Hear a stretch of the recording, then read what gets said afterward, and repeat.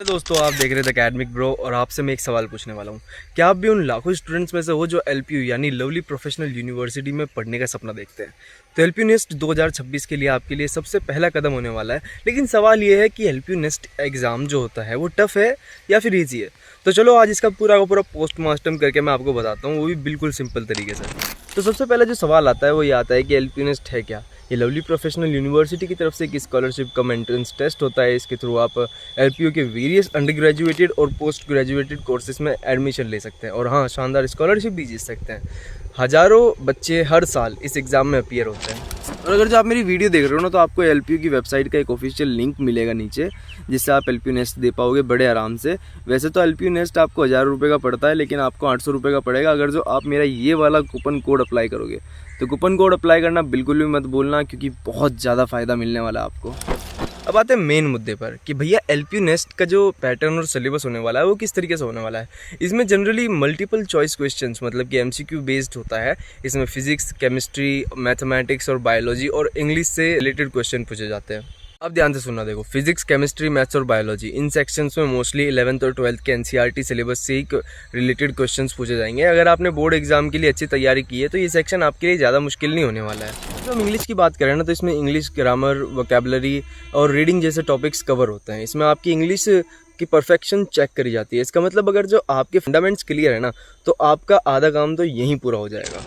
अब बात करते हैं एलपीयू नेस्ट ईजी है या टफ़ है। अगर जो मैं सच बोलूँ ना, तो एलपीयू नेस्ट ना ही तो ज़्यादा मुश्किल है और ना ही बहुत ज़्यादा आसान है। इसका डिफ़िकल्टी जो लेवल है वो मॉडरेट होता है। ऐसा क्यों? क्योंकि अगर जो आपने 11th और 12th में रेगुलरली पढ़ाई करी है ना, और एनसीईआरटी के कॉन्सेप्ट को अच्छी पकड़ बना करके रखे हो, तो आपका एग्ज़ाम ईजी लगेगा। क्वेश्चन डायरेक्ट और फॉर्मूला बेस्ड होते हैं। और टफ़ क्यों है? क्योंकि अगर जो आपने बेसिक कॉन्सेप्ट्स को इग्नोर किया या लास्ट मिनट तैयारी करने की सोच रहे थे, तो आपको ये टफ़ लग सकता है। टाइम मैनेजमेंट भी एक सर्कुलर फैक्टर हो सकता है इसमें। देखो, बहुत सिंपल सी बात है, कंपटीशन सच में, और क्योंकि एलपीयू की जो डिमांड है ना वो बहुत ज़्यादा। लेकिन अगर जो प्रॉपर प्लानिंग के साथ इसको आप कंटिन्यू करोगे, तो ये आप आराम से एलपीयू नेस्ट क्रैक कर सकते हो। चलो बात करते हैं कुछ किलर टिप्स की, जो आपको एलपीयू नेस्ट 2026 में थोड़ी सी राहत दिला देंगे। सिलेबस को समझो। सबसे पहले ऑफिशियल सिलेबस को अच्छी तरीके से समझना है आपको। हर टॉपिक को अच्छे से रीड करो। एनसीईआरटी ही आपकी की हो सकती है इस चीज़ में। फिजिक्स, केमिस्ट्री, मैथ्स, बायो के लिए एनसीईआरटी टेक्स्ट बुक को अपनी भगवत गीता बना लो, बाइबल या कुरान बना लो, और लाइन बाय लाइन रट्टा मारने की ज़रूरत नहीं है, उसको पढ़ने की ज़रूरत है।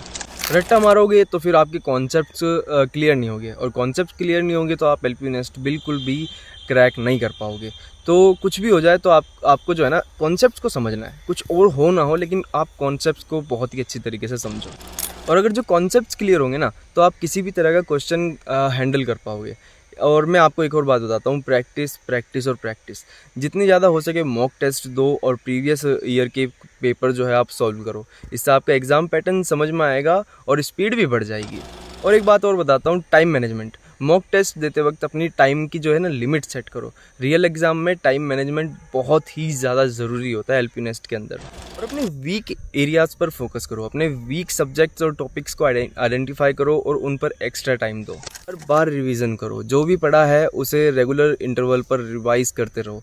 और सबसे ज़रूरी होता है आपकी हेल्थ मैटर्स। अपनी फिजिकल और मेंटल हेल्थ का ख्याल रखो। स्ट्रेस फील बिल्कुल भी नहीं होना चाहिए। बिल्कुल आप ओपन माइंडेड होने चाहिए। तो दिमाग में एक सवाल और ज़रूर आएगा कि भैया मैं इतनी मेहनत करूँ, इतना पैसा भी बहाऊँ, और सिर्फ एलपीयू ही में क्यों एडमिशन लूँ? कुछ एडवांटेज भी तो मिलेगा। मैं बताता हूँ आपको। एलपीयू का सिर्फ एंट्रेंस टेस्ट ही नहीं, एलपीयू में एडमिशन लेना आपके लिए एक बहुत बड़ा एडवांटेज भी साबित हो सकता है। एलपीयू कंसिस्टेंटली इंडिया की टॉप यूनिवर्सिटीज़ में शुमार होता रहा है पिछले कई सालों से। एलपीयू के अंदर आपको वर्ल्ड क्लास इंफ्रास्ट्रक्चर मिलता है, मॉडरेट लैब्स मिलती है, लाइब्रेरीज, स्पोर्ट्स फैसिलिटीज़, यहाँ सब कुछ मिलेगा। और आपको ग्लोबल एक्सपोजर भी मिलेगा। इंटरनेशनल कोलैबोरेशन और डाइवर्स स्टूडेंट्स बॉडी आपको ग्लोबल पर्सपेक्टिव देती है। एक्सीलेंट प्लेसमेंट्स मिलती है आपको यहाँ पर। एलपीयू का प्लेसमेंट्स रिकॉर्ड काफ़ी इंप्रेसिव रहा है पिछले कई सालों से। टॉप कंपनीज यहाँ आती है स्टूडेंट्स हायर करने के लिए। और स्कॉलरशिप की तो बात ही मत करो। यहाँ पर स्कॉलरशिप में आपको एलपीयू नेस्ट के थ्रू आपको ₹6.8 लाख तक की स्कॉलरशिप मिल सकती है, जो आपकी पढ़ाई का बोझ थोड़ा सा हल्का कर देगी और आपके माँ बाप की जेब भी बचा लेगी।